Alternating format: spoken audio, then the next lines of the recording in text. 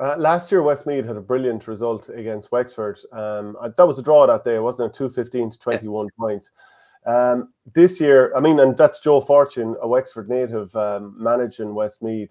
I'd imagine that Wexford, especially after losing last week, they'll be fired up for this one to just kind of say, look, lads, the way it went last year, we can't allow a repeat of that. So number one, they'll be up for it after losing to Galway as well. Number two, because it's Westmeath. And then, of course, Westmeath, after being beaten by 25 points last week in Ennis by Clare, a bit like Laois, the heads are going to be a small bit low during the week. And it'll be a fair job for Joe Fortune just to get the players, ready and focused for this match and have that bit of belief. Now, luckily, it's a home game. That is the one plus point here. Yeah, and all the really good results going back to that under-21 win over Kilkenny as well. They've nearly all happened in Cusack Park and Mullingar. Big difference between when they played Wexford in Championship last year and, playing them in the league this year. Were they after running Dublin really close the week before? They were level after about an hour and Dublin pulled away. I think maybe 1 by 6 or something like that.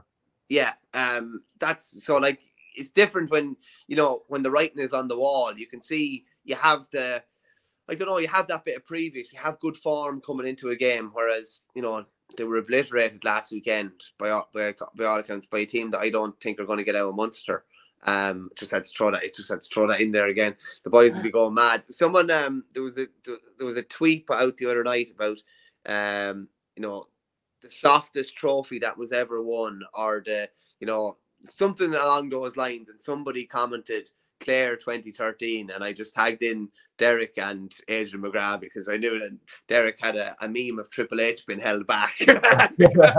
But they wouldn't have liked that anyway. But from a Westmeath point of view, what did they hit last weekend? 14 points. Like 14 points just won't do it.